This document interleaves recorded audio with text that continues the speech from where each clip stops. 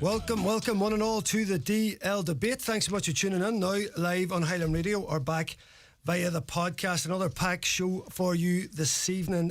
Two great victories for Donegal in championship action this weekend. Donegal ladies accounting for Waterford. Well done to Maxie Kern and his side. We're going to have a few words from Maxie later on. Of course, the brilliant victory of Donegal over Monaghan in Healy Park Saturday evening. Up there with some of the best victories I've ever seen in Donegal, because this side was written off basically, but they have pulled together and have come through the group and got into second place. Phenomenal performance from our lads right across the board. I'm going to be discussing this with two former stars of the game, two great ballers, of course, two gentlemen off the pitch, the one and only Aaron Kiernan and Desi Moan. That's coming up very shortly. Later on, we're going to speak with Galway star Shane Walsh. He's going to give us an interview just around his playing career so far and where he sees Galway at the minute after they were turned over by Aaron's lot Armagh yesterday. A happy Aaron Kiernan, because Armagh got their tactics right. Isn't that right, Aaron? Good to chat to you as always. Yeah, we were going down the road yesterday. You were going hopeful. But if you were being brutally honest, Galway were favourites, and unless we changed how we were playing, I didn't see us having enough to beat them, because I knew they could beat us if it was a cagey, sort of slow and ponderous game. But thankfully, the script was written up. We went back to a bit of the form and the style that we had showed last year. And even though it took a wee bit of fortune with the last free kick for us that we got, and obviously then the one that Shane missed himself, I'd be of the belief that the fact that we were so positive in how we went about trying to get one over Galway, that I think that's the reason why we earned a wee bit of luck that I think we potentially have deserved. Yeah, indeed. And listen, what a weekend, lads. You know, I mean, Donegal and Armagh, of course, the two relegated teams, both, you know, finding form when it was desperately needed. Cork Division 2 turning over Division 1, Kildare doing the same. Desi, what happened to Monaghan, man? You know, I'm obviously gushing. Donegal played, I think most of the team you'd have to rate 8 out of 10s. There was a few 9s in there. But just to get a counter balance on where you seen Monaghan on Saturday evening and what you thought of their performance. Yeah, listen, Donegal, fair play. They got the victory and probably they deserved it. But Monaghan were coming in probably slight favourites into that match. And I was at the Derry match, the second match they play against them, where they got that draw, and I was highly impressed with them. The way they just reacted, that we got a reaction out of them. The way that they learned from the first match against Derry, and then probably against Clare. They did some super scoring, a very open match, but I felt definitely confident for the squad and for like Vinny Coy going into that game. I knew Donegal had a lot of injuries. Birdie was just coming back. There's still questions over them, but they were definitely probably the better team overall throughout the match. They were there getting the 50-50 breaks. There's the ball first by Conor O'Donnell, Kieran Thompson, Dara Boyle. All them players really took it to Monaghan, and there's Jamie Brennan. That's the best game I've probably seen Jamie Brennan there for a while, for Donegal in a jersey. He really was probably like all around the pitch, around midfield. He won a vital ball towards the end. Monaghan nearly just 2 points down in the match, and Monaghan probably had got that round midfield, could have gone on a score for it, but he came and got it around midfield area. So overall, Donegal were impressive. Monaghan probably looking at that game being disappointed after playing so well against Derry to get that draw, and then against Clare. And we have some players playing extremely well this year, like Conor McCarthy, Carl Collins back to his best, Ryan McNaspy's in there, Carl Garland. We have different players that are playing really well. So it was a surprising result, but just listen, we're not out of it. Monaghan's not out of it. They're still in it with that draw at the weekend, that the prime round draw being made there. So, but they'd be disappointed they didn't see out that game against Donegal. Yeah, and definitely. And Aaron, you made the point to me earlier about Monaghan, and maybe Desi will admit to this, about Monaghan need like a reason they don't like being the favourites. They need a reason, a bit like coming back at Derry. It was a great point, Aaron, around that, and also like the Donegal team. I think now we had this big, obviously, occasion. We don't want to keep going back to Michael Murphy and that, but so many players were lost in that, and basically a team plays through the spine. And if you look at Patton, McCall, Owen Ban, McGonigal, McFadden, Jamie Brennan, Nash and Gallen, now the rest of the team plays around those guys. Aaron, and that point you made about Monaghan, about they need a reason maybe to get that intensity in there. Yeah, it was one, like, I had tipped them. I fully expected them to go and win at the weekend because I know they were never going to be out of the All Ireland race. But for me, just getting that second place, having the advantage of being at home, it definitely was a huge perk. And you're sitting and you're looking and you're trying to think of reasons, and that's the one thing that I would have you'd seen with Monaghan since Desi was started way back. Like whenever they'd beat Armagh All Ireland champions way back in 2002, Monaghan first round of the championship, come from nowhere, turned them over. But it's just pure passion, in your face, aggression. Obviously, good footballers as well to go with that. But that's whenever they're at their best. Now, I'm not saying it's like a Tyrone chip in your shoulder, the world against us type thing, but I just don't know how well they carry the favourites tags. I think they always like to have that sort of bit of an underdog or be written off just a wee bit, and that's whenever they're most dangerous and at their best. And then I just felt at the weekend, and that's not being disrespectful to your boys, because obviously, you know, where they're coming from and the trajectory of how they've been able to turn their season round is unbelievable. But just Monaghan, as Desi mentioned, they recovered and regrouped so well from what was really a mauling against Derry in the Ulster Championship, to turn round and realistically should have beaten them up in Celtic Park, and then went in an all-out blitzing match against Clare and still did enough to beat them. The destiny was in their own hands in terms of getting a home quarter final, and I just was surprised. I felt like they were just a wee bit off it at the weekend, and if you're a wee bit off it at this level, you can be punished. And to me, I think an awful lot of it, I can understand why you wouldn't want to push up and Sean Patton's kickouts, given the confidence he's now playing with. Like, he looks like he's back to his absolute best again.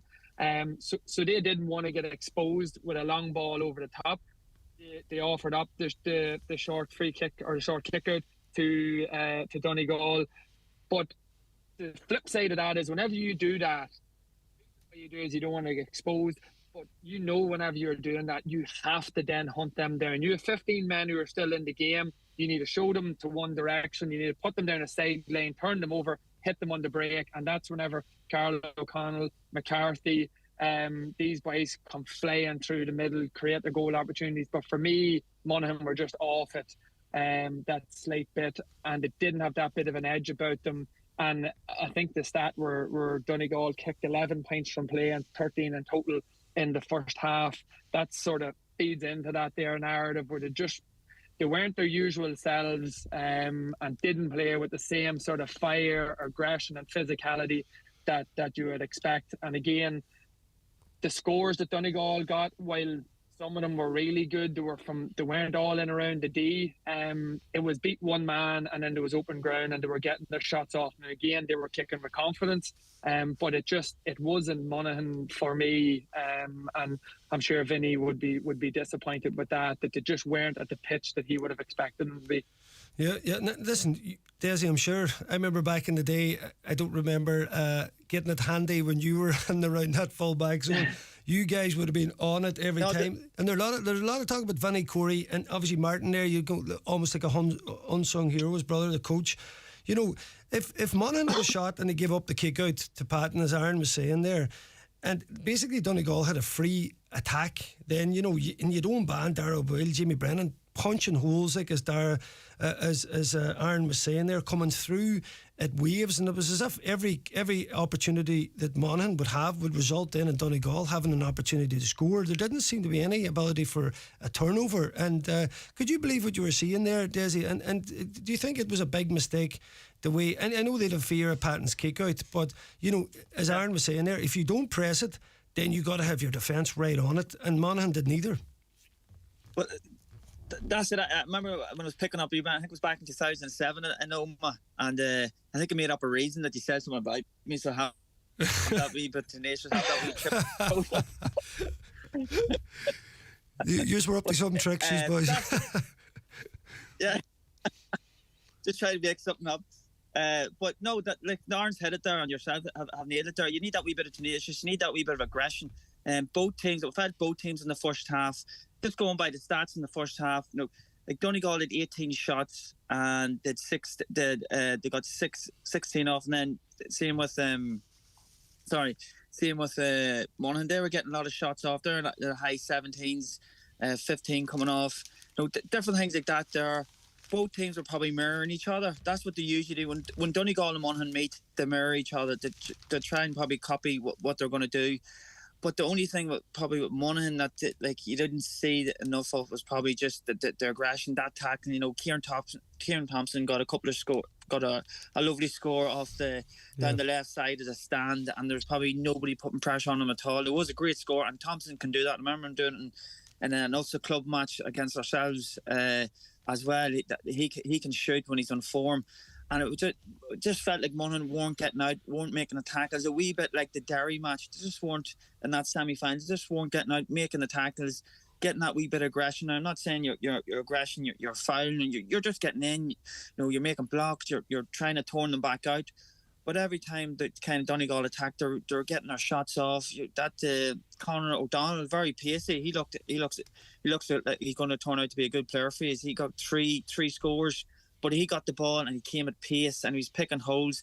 And at different times, even Colgan coming down there as well. Oran Doherty come in there as well.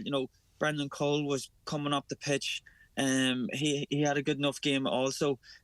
Nobody was stopping them players. Yeah. And the games before that, even the Clare match, Monaghan were trying to get stops on, especially in the Derry match. Like, they were getting hands on, they were being physical, it was good tackling. But they just didn't see that on Healy Park there on Saturday. Listen, the players would be disappointed that they didn't do that. They'd be looking at the video like why we weren't getting hands on.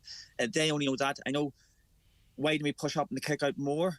Because the Patton's probably kick out, he could just over the top, over midfield, and then with the pace that some of them boys, the Donegal players had, at times it's a correct decision. And then at times we needed to push up. It was working towards the end. And probably there's a free given against Rory Began. I think we got it back down to 2. And that was kind of a massive turning point as well, because Patton put it over again from a super score, just from the 45 on the stand side.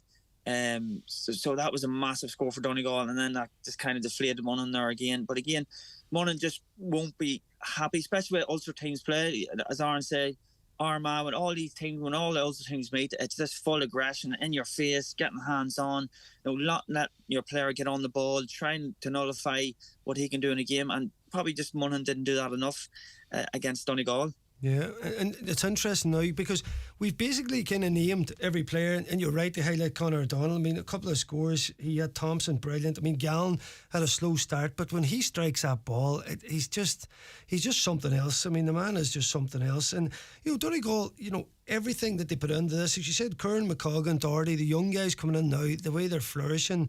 It's remarkable. And you think all the problems Donegal had going into this championship, they then lose Langan, who is potentially one of our best players. Big McGee gets injured, and you're thinking, how can we keep recovering?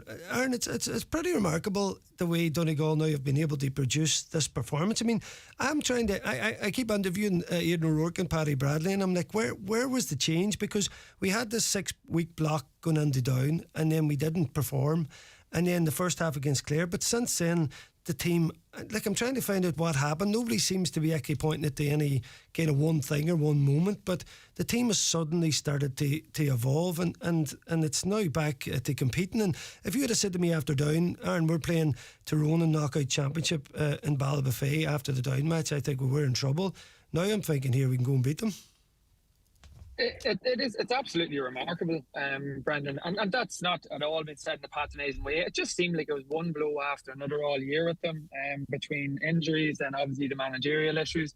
Obviously there was a bit of the fallout last year from your county final and that there, so there wasn't a huge pile of positivity. And then the Down game, again, I'll be honest, I was just saying that's a write-off. Get those 3 games over as quickly as possible. Try and get your house in order and see what you can do for next year for Division 2. So for those players and the manager to be able to pull all that together, whenever you think of the position that you felt you're in at a county and after the Down game, it's absolutely remarkable. And I was at the Ulster final and I was talking to Paddy Bradley, and as you know well about Paddy, Paddy's always confident. But he said to me, we have trained really well now from the Down game. I feel we're in a good place. I think we'll beat Clare and we're going to be hard to beat. And I was sort of saying, I hope you're right, Paddy, but it's going to have to have been some turnaround. But to be fair to them, they have been brilliant. And I suppose, never mind beating Clare or Monaghan even at the weekend, the biggest thing for me was whenever Derry kept getting the goals against you, I kept thinking, right, that's it. They're just going to take their beating here now and they're going to drift away. But you didn't. Like, even though it was getting up the field, you're trying to work a goal, couldn't get it, chip it over the bar, another score on the board. And they never stopped, even though like goals are killers. And they ended up getting Derry 3 in the second half. But Donegal never stopped coming back. And that said as much to me than anything, because they just look like a team. You don't do that unless there's something inside. There's a bit of pride in you, or there's a bit of unity as a group. So that was actually the standout point over the 3 games. And as you lead into the weekend, like, where are Tyrone at? They could have won out of the championship yesterday had John Heslin, where you would actually expect him all day long to kick that there. Like, Tyrone were at a stage where Joe McMahon and Brian Dooher are roaring at the linesman to make sure that a free kick is given as a wide, because their season was that close to exploding in front of the Rays. So, like, I think psychologically, I get what you're saying, that your boys were all 8 or 9 out of 10. But they're taking confidence from that. And the one thing about playing week on week is that confidence just comes with you. And even if you have made a mistake, I always found is it's fresh in your head. You get yourself in the same position next week, you don't make that mistake again, or the good players don't make them. So they'll enjoy the fact that it's coming thick and fast for them now. And from a Donegal public, like I'd mentioned this to you earlier, like this has to be your old-fashioned knockout football. Like, when's the last time Donegal had an opportunity to put Tyrone out of the championship completely in Ballybofey? And that's where we're at now. So I think obviously this weekend with the games, everyone getting the home advantage, I think the atmosphere in them and the fact that it's now hitting knockout, it's usually exciting. I'm glad that we have the weekend off, that we can chill out and watch everyone else take lumps of each other. But yeah, as a GAA person, it's an exciting weekend ahead. Yeah, exciting, sure. Unfortunately, Tyrone did do us now in a similar type situation in the Super 8s a few years ago. Now, it was a close game. We run out of legs in the second half, so maybe we owe them one from that. Desi, I heard there was a few rows in the Tyrone camp after the match. Players, there was a wee bit of a bust up. So either. And I was mentioning this to Aaron earlier. I was chatting to a fella, said it got very heated between a few of the senior players that were taking off in the Tyrone management. Now, either that can work 2 ways. It can galvanise or can create a bit of disharmony. So, if there's a bit of disharmony in Tyrone camp, listen, side on side, you would still say at this point, because of all the people Donegal have out, and Tyrone's experience, all Ireland winners from a couple of seasons ago, even though it's in Ballybofey, listen, I'd say the bookies still would have Tyrone get in favourites, but if there's a bit of disharmony there, it might even things up. Desi, hard game to call. Yeah, well, if you're hearing things like that there, that's a tough one for a squad to go back in their train on a Tuesday night. I know maybe John R. for Liverpool with the golf club situation. I hope there's none of that going on, but that's a hard thing. I know there's new players there in Tyrone trying to get their place, trying to come on as one of their subs, and then there's players that have been there for maybe the last decade or so are seeing why he's coming on, why they're not coming on and things like that. So that probably could all play a part in that. Just and the inter-county squad, can be a lot of egos there too, that they should be playing, they should be starting, or at least coming on, not these newbies coming in and they're getting in front of me. So there could be a wee bit of that. But you never know. At Tyrone, yourself and Tyrone, hear things like this here, that what the public are saying is, Aaron said earlier, that there'd be a chip in the shoulder and things like that there. But Tyrone aren't themselves this last while. You can see they're, as you said, they're lucky to stay in this championship after that weekend. And it's hard to it's hard to go to train on a Tuesday night. We'll put things right. We'll do this. We'll do that. That's going to be very hard. In Donegal's side, I think they're after coming from a big win. A win probably they only thought that could do. The public probably didn't think they could do it. Myself, I thought the way Monaghan were playing, and Monaghan, like, we have a lot of boys playing well this year and playing constantly well. So that was a massive win there for Donegal. And as Aaron said, that's going to take huge confidence for Donegal into this week's training. As he said, you make a mistake during that match there, for them young lads, that not take a flinch because they just keen to get back into the training session on a Tuesday night and get ready to get going again, and to get a chance to knock out Tyrone in a knockout football is a massive thing. It's going to be a massive thing, as you all know, and lots of football, just to knock out Tyrone or your local rivals. It's always a thing you can aim to, and I'm sure the management are going to use that.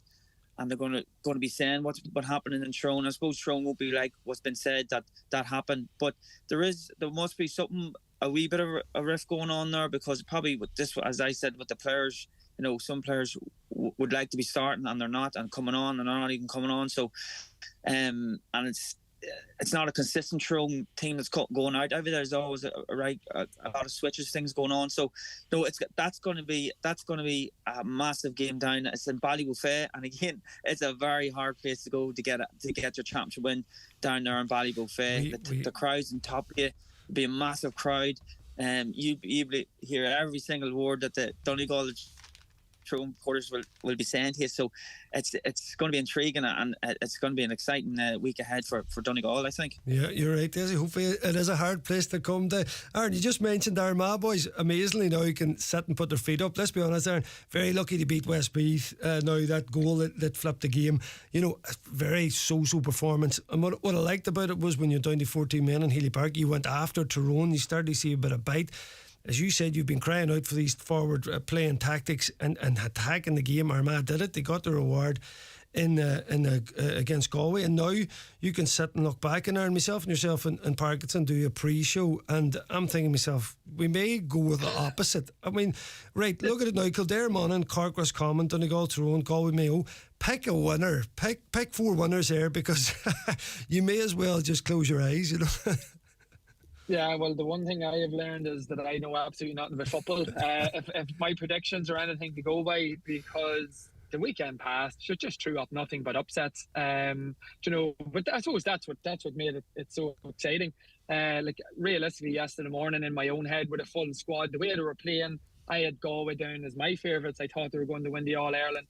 And then this morning, you see that their draw. Sean Kelly gets injured. Comer wasn't fit to play. Walsh is off his game a bit. Finnerty's not going that well, and you're going, they could be out of the championship before they even get to a quarter final. But from an Armagh perspective, I suppose, again, I was talking about Monaghan, but Armagh were a bit sort of reflective of that during the year, in terms of we were constantly conceding kickouts and that there. And to me, that just gives you sort of a passive mindset, where you're always thinking, I'm okay, I'm in the position I'm supposed to be in. If the ball goes there, I'll pass him on to someone else. And you're communicating more than getting physical with people or making contact with anybody.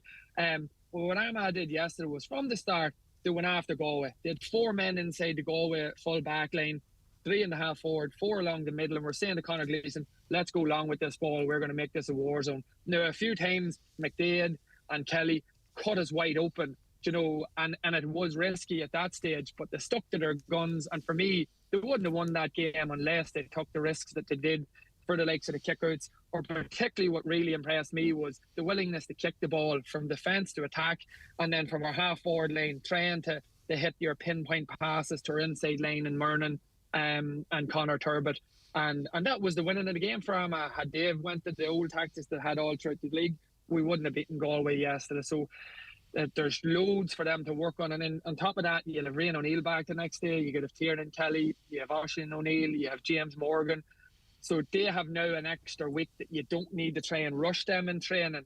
So it's unbelievable how fortunate that win yesterday, and the extra time it's bought Armagh, the management team or the medical team, to try and get all their players available.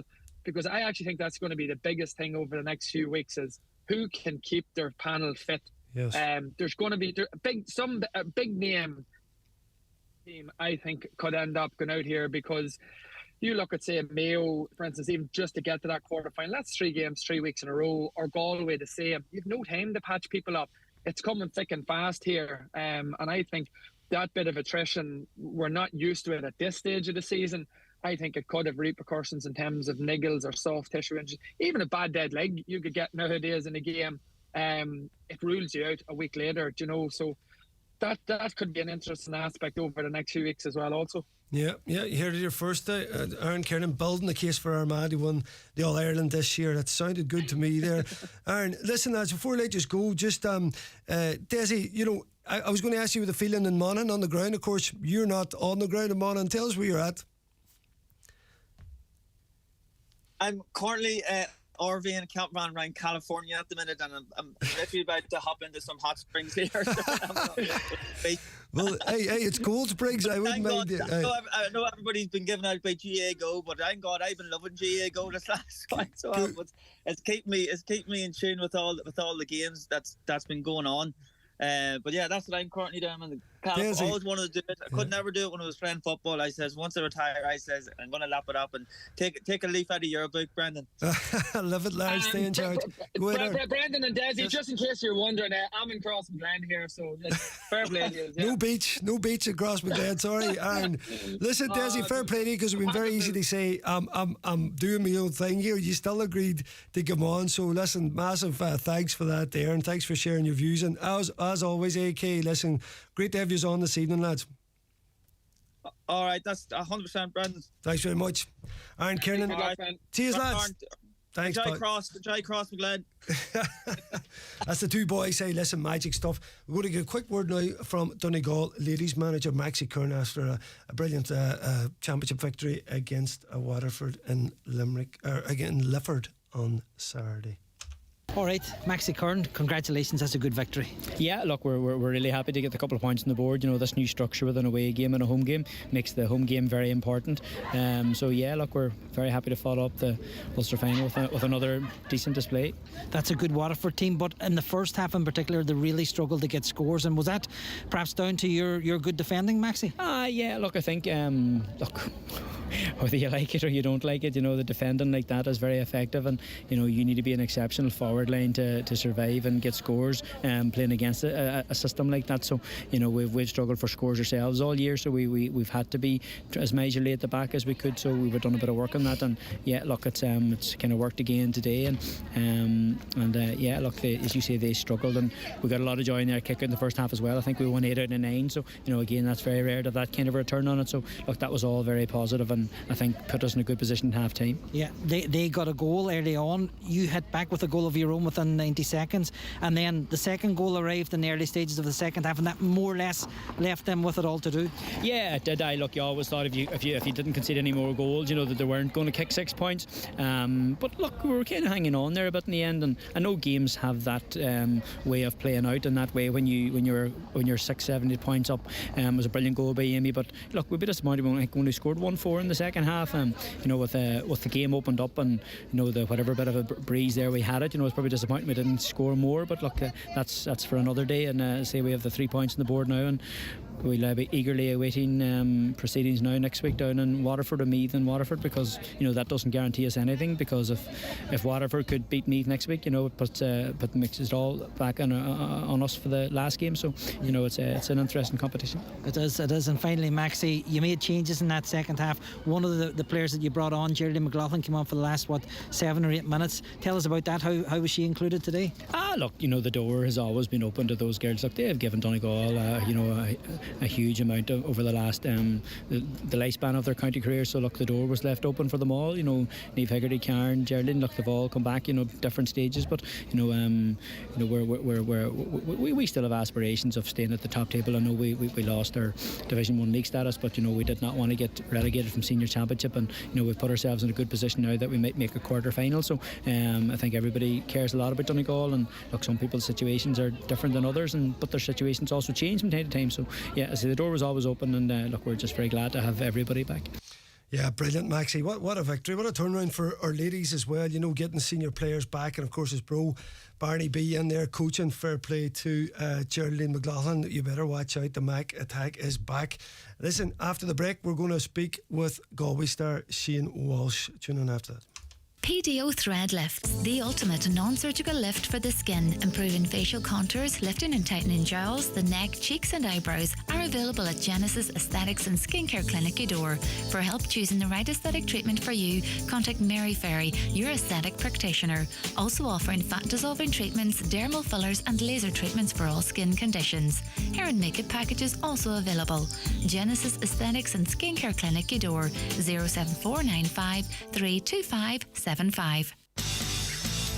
McDade's Bathroom Plumbing and Tile Showroom in Buncrana is your one-stop solution for all your bathroom plumbing and tile needs. We offer a wide range of top-quality plumbing fixtures, tiles and accessories, all at the best possible price. Our experienced plumbing experts will help you choose the right products for your bathroom, renovation, new construction or remodelling project. Visit McDade's Bathroom Plumbing and Tiles in Buncrana and see why we are the best choice for all your bathroom and plumbing and tile needs. The new Corolla Hybrid Electric range is here, and the Corolla Cross SUV is the latest addition to the iconic family. Spacious and beautifully designed, it's perfect for growing families everywhere. And it's available to order now at Kelly's Toyota Letterkenny and Mount Charles. With exceptional electric drive time and no plugging in, the next generation is ready to take over. See the new Corolla Cross today at Kelly's Toyota Letterkenny and Mount Charles. Toyota, built for a better world. Terms and conditions apply. With a high digital online skills course, you'll feel a real difference. I can listen to all the music I like. The bus app that's coming out, it's brilliant. Anything you want to know, it's at their fingertips. They're small things, but they mean something. Learn essential online skills with simple, accessible lessons at highdigital.ie or free phone 1800 20 30 30. Brought to you by Vodafone Ireland Foundation and Alone. Vodafone. Together we can. With July around the corner, it's time to get your 232 ordered. With low finance rates, it's time to find out why Nissan is dominating the Irish market. With petrol, e-power hybrid and electric models. Call into iMotors today. We're sure to have a Nissan model for you.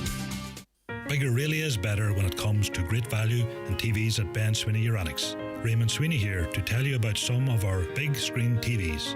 Like the LG 55-inch Smart TV for $529 with the free LG X-Boom portable speaker worth €200, or the LG 65-inch screen for $649 and the amazing 70-inch model for just $749 while stocks last. Get the screen you've always wanted for less right now at Ben Sweeney Euronics, Port Road, Letterkenny, and the shopping centre Dunlow. Harkins Fireplaces summer sale now on. 50% off selected fireplaces. Call 9141109 or visit their showroom in Ballybogue and Lifford. That's Harkins Fireplaces for a better choice of fireplace. The DL Debate with Sister Sarah's Letterkenny, serving food you'll love till 9 p.m. daily in Sarah's Kitchen. And there's free admission entertainment every weekend. Now in the DL Debate, I'm delighted to say I'm joined by Galway star, one of the best forwards in the game. It's Shane Walsh. Shane, welcome to the DL Debate. How's the form? How are you keeping? Thanks a million for having me on. Shane, not at all. It's an absolute pleasure to have you on. What a baller you are. And listen, from the get-go, I better tell you, I'm a half Galway man. Oh, really? What's the connection there? So, yeah, my mother's from Galway, big family. I was actually in Athenry last night having a sing-song very, very late, which I shouldn't have did. A massive days on the road. We had a bit of a sing-song in Athenry there last night. Yeah, big connections down that way. So I'm always interested in the Trows, man. Shane, I've been watching you for years coming up and through, and of course, so close last year as well in the All-Ireland. Yeah, look, please God, we're obviously trying to build on last year and trying to just sustain, I suppose, a place at the top table. But look, not everything is straightforward when you get to to that level. Every team then is kind of going through your systems and that. But please God, look, we can bounce back after yesterday now in particular, and get a result this weekend. Yeah, and listen, you started off, I suppose, you beat Tyrone. It was a wet day. I don't think it was the best of games. They had a couple of cards in it. It was a poor enough performance against Westmeath. Porrick certainly wasn't happy. You pulled away late on. I know Comer came on, had a few points, probably changed the game. So you get into play Armagh yesterday. They're minus rain. They played fairly poorly themselves. But a lot of people were saying there was something about this Galway team. You were mixing it, and I think, as you mentioned in the back of last year, I suppose, like the likes of, Sweeney and McGrath didn't play it much. They were playing well this year. Maher was involved. Cook was in there. So it looked like Galway was building up a head of steam, and maybe, you could have the luxury of topping the group But I suppose that Armagh victory has turned that all on its head, and now you're facing your friends in Mayo in knockout. Yeah, it's, I suppose, look, of all the eventualities, I suppose, like, probably not a lot of people probably thought that was going to happen. But I suppose from our perspective, we knew we could have finished third yesterday if results had gone a certain way. So look, the bonus of it, I suppose, is that look, we have a home game this weekend. But you know, it's just to try and bounce back now from it. Like, it's kind of a strange place to be in, that you lose a game and now you're still in with a chance. You know, so we have to take that chance for this weekend. And yeah, it's a great fixture, I think, for everyone. Yeah, certainly. It's a wee bit like Donegal Tyrone up here. You know, there's so much to it. It's even bigger than the chalice at the end of it, if you like, Shane. Shane, I just know you had a late free. Now, I was travelling. I didn't see it last night. Now, to be honest, and I think any free for you can hit stuff outside of the range of, listen, 99% of players in the country. You had a dip at it at the end. What was your feeling? Did you think you were going to land it? Yeah, look, I suppose that's my role, I suppose, in the team, is to be the free taker. And yeah, I'd missed one beforehand, kind of in a similar enough spot out along that side, and I didn't catch either of them the way I'd like to catch them. You know, normally I like to bring the ball from right to left when I'm kicking off my right foot, but neither of them. I just didn't get my foot around it. And yeah, it stayed going one direction. And look, poor by my own, in my own perspective, look, that's my responsibility in the team. And you know, I suppose, like, look, the cold hard reality is I let the lads down by not fulfilling that. But I have a chance, I suppose, next week to redeem myself. But I'm lucky enough in that regard. Whereas, Joe, you look at the likes of Westmeath and Tyrone yesterday. John Heslin was a kick of a ball away from putting our Tyrone out to the championship. You know, so look, that's the respite we have for the next day. But yeah, look, it's disappointing any day. But I always say, like, I never shy away from those situations. And look, sometimes they'll go for you, sometimes they won't. Obviously, you're trying to put yourself in an area that you'll get more than you miss. But look, yesterday was one of those days that probably just didn't go for me either. So, but look, you just have to get back on the horse now and recover this week and prepare for the weekend. Yeah. And Jim, are you surprised yesterday? Because as being and you know, analysing games and that now, everyone was looking at towards the favourites and people who were going to top. It's like the whole thing was flipped on its head yesterday. You know, with Cork and Kildare both beating Division 1 teams. Of course, Armagh, you know, and Donegal, you know, having so seasons, but rising to the occasion at the last. So it's been a very intriguing championship. It's almost impossible to predict who's going to do what. Yeah, well, I suppose, look, every team now, like, with the systems and everything that's in place now, every team is nearly in with a chance. You know, you've probably, like, the championship is always going to probably boil down to your kind of top 12 teams, and that's probably, like, who've been kind of knocking around the last couple of years. And you can see how Donegal themselves have bounced back from poor league campaign and also championship to putting in two very good performances back to back nearly. So, like, from that perspective, I suppose it's so hard to predict. Like, even for us yesterday, we knew yesterday going in, Armagh was always going to be, like, we played Armagh, like, we were missing a few lads in the league game this year. There was only a kick of a ball in it. They were missing, obviously, Reen yesterday. There was only a kick of a ball in it. Like, and that's the nature of it. And I suppose you just have to be prepared for everything. Like, and that's part, I suppose, the whole planning things from a management perspective from ourselves. Like, we obviously, look, we were only focused on yesterday's game regarding anything that went outside of it was irrelevant, really. But yeah, we just have to, I suppose, get ourselves ready again. But like, that's the beauty of the championship now. It's now into knockout football, and I suppose the intensity is going to build up now over the next couple of weeks, and please God, we're part of all that. Yeah, indeed. Shane, just about Armagh, you know, and the front foot tactics, you know, we're seeing so many teams back off. It seems to be the wrong tactic every time we see it. I mean, everyone's complaining about Armagh all year. The best that they played last season was when they went at teams, and even towards the end of the match in All-Ireland semi, which you controlled, you should have won it. They went at you, they started lumping balls, they got their joy, and all season they've been sitting in. Suddenly they pushed up, and you guys just are left forwards inside, and they get their reward. Are you thinking that why is it that teams are so afraid to go and push up? I mean, I was in Healy Park, they were a man down to Tyrone at the game one. Suddenly Armagh subs came on, started to overturn and put the pressure on, and the next thing, that Tyrone, from being comfortable, were shaking, and they almost snatched a draw from the game, which they would have deserved. So I'm just wondering what your thought is in terms of going front foot. Do you not think to be successful you got to go and attack the opposition?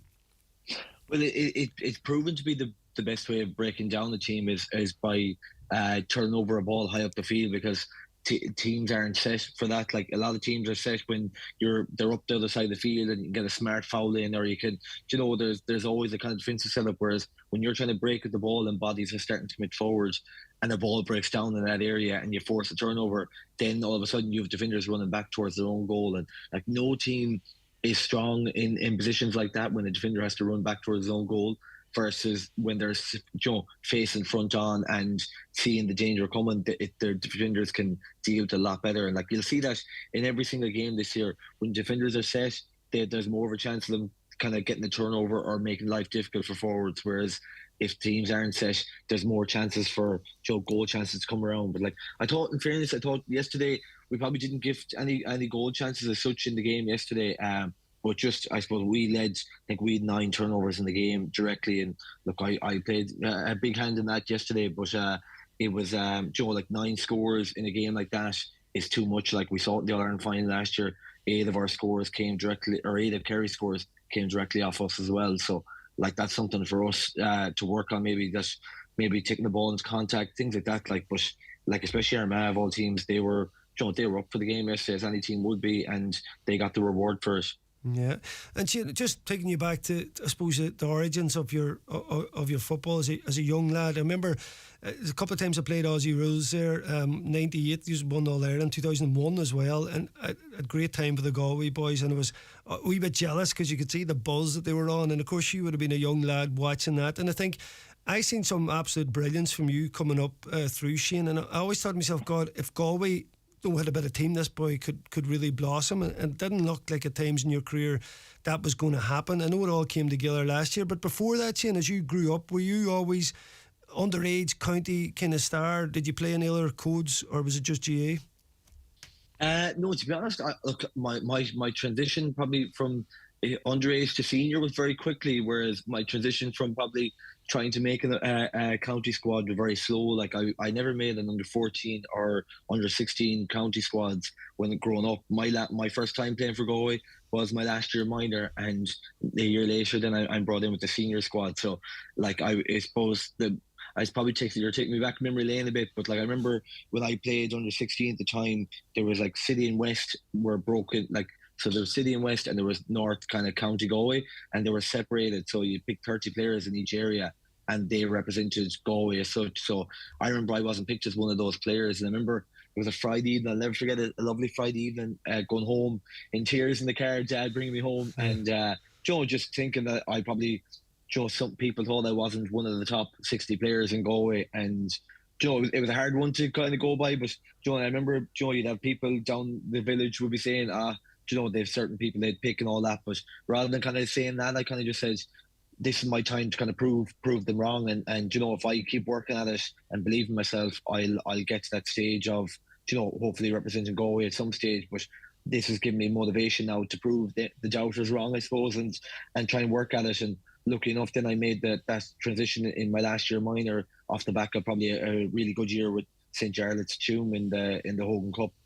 We lost the Hogan Cup final, and after that, then I suppose it just 11 years later now, I'm still playing with the Galway senior team. Listen, great. You're taking me. That's where I would have been in Parkmore, would you believe, in Tuam. That's where I used to be staying down at different places in Galway. That was one of the places, and so many players come through Jarlath. It's a phenomenal school. I mean, good few Donegal lads, Winston, John Harn, all these lads went down to Jarlath. It was one of those conveyor belts. How far were you outside of Tuam? You were Spitzel, was it? I'm about 16 kilometres outside of Tuam. Yes. So it's funny, our bus driver actually brought Dad into school in Tuam as well. The bus driver we had, Paddy Joe Welby, I remember he brought my dad to school, and he brought all of us to school as well. On the bus, he used to pass the door. So it was very handy for us. It was straightforward enough. Dad worked in Tuam at the time in the Department of Agriculture, and Mum was working in Tuam and Fahey's there at the time. So it was straightforward enough for us to get the bus there and go to school in Tuam there. But it probably wasn't the norm, probably from Clonberne National School, in that there were 17 in my class, and 8 went to Montbellew and 8 went to Kilnamaddy, and I was the only one that went to St. Jarlath's and Tuam. So it was a different experience, but when I was passionate about football, that's what I kind of wanted to follow. And obviously with the name St. Jarlath's had it was a very straightforward decision. It was the place to be. And seeing just your whole career then leading up, as I say, Galway were out of sorts at times, and you were there, and I'd seen passage of play that you were. I was like, this man, he's got it all.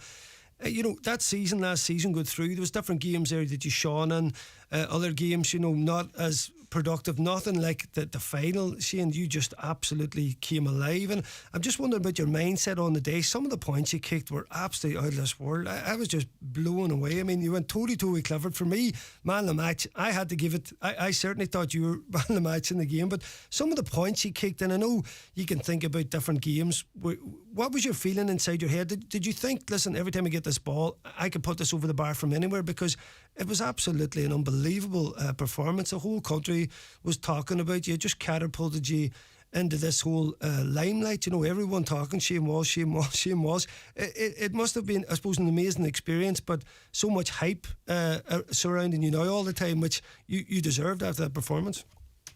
Yeah, look, I suppose it's probably a funny one. I always say, like, when the body's good, the mind is clear. And like for me, probably coming into the final was the first time I probably felt I just had probably selectively trained probably the previous 2 weeks in leading up to it, just because I said, look, these chances don't come along too often, and I'm 10 years playing with Galway and I get to an Ireland final, so I want to try and make sure my body was in the freshest, I suppose, make it as fresh as I could be.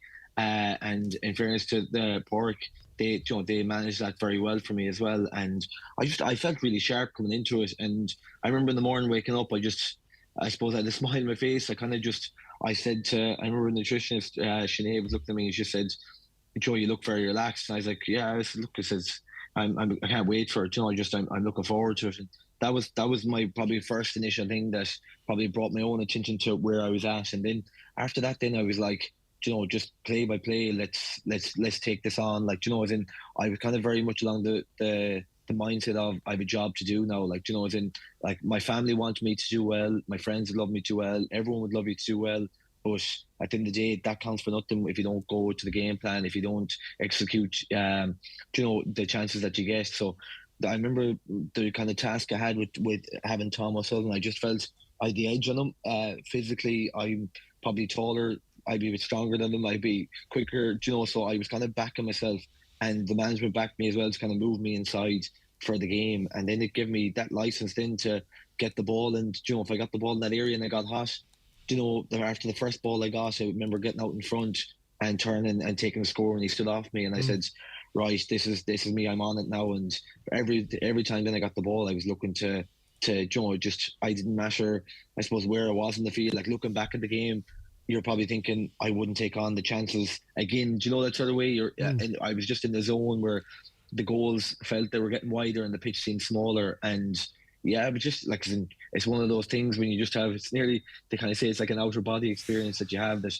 when you just get the ball, you just know where the goals are, and you back yourself in those situations. And I said, look, my confidence grew obviously from play by play during the game. And it's just, I suppose I always felt like I had the capacity to put in a big performance for Galway, and that was probably the best stage to do it in. But unfortunately, we came up short, which is ultimately the prize goal that we were looking for.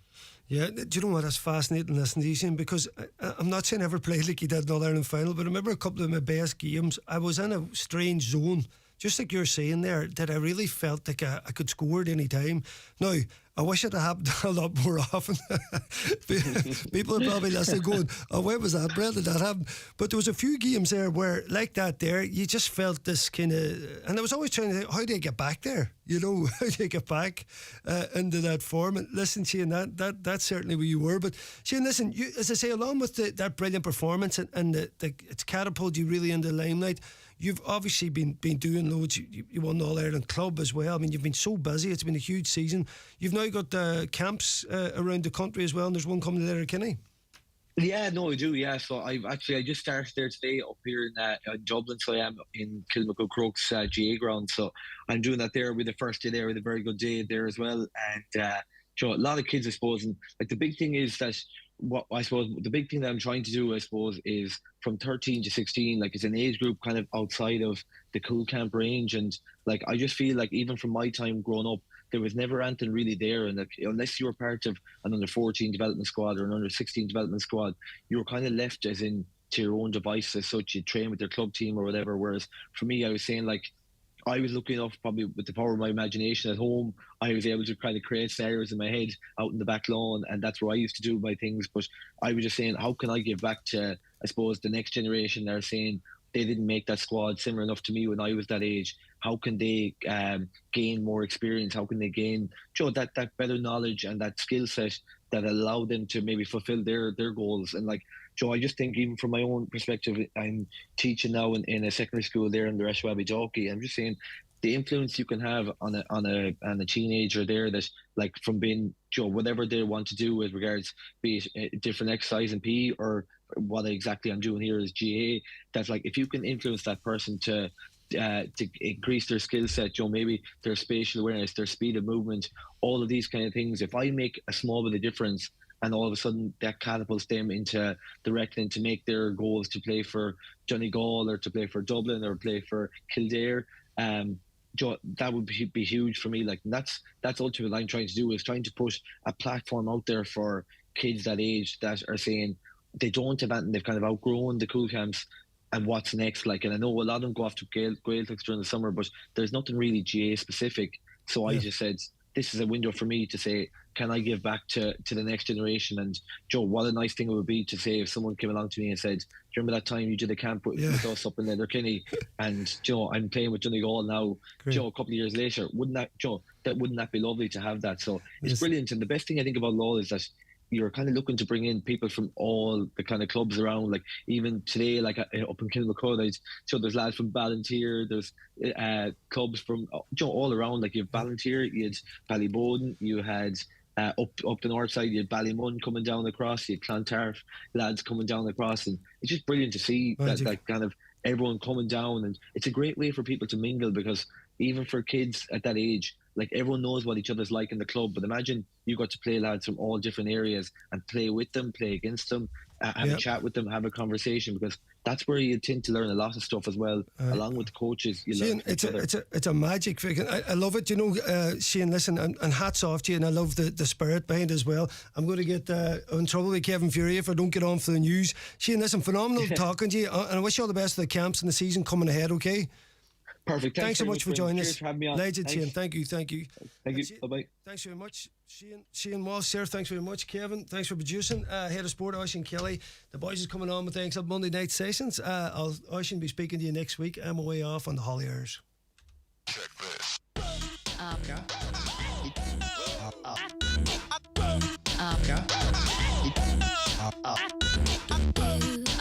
The DL Debate with Sister Sarah's Letterkenny, serving food you'll love till 9 p.m. daily in Sarah's Kitchen. And there's free admission entertainment every weekend.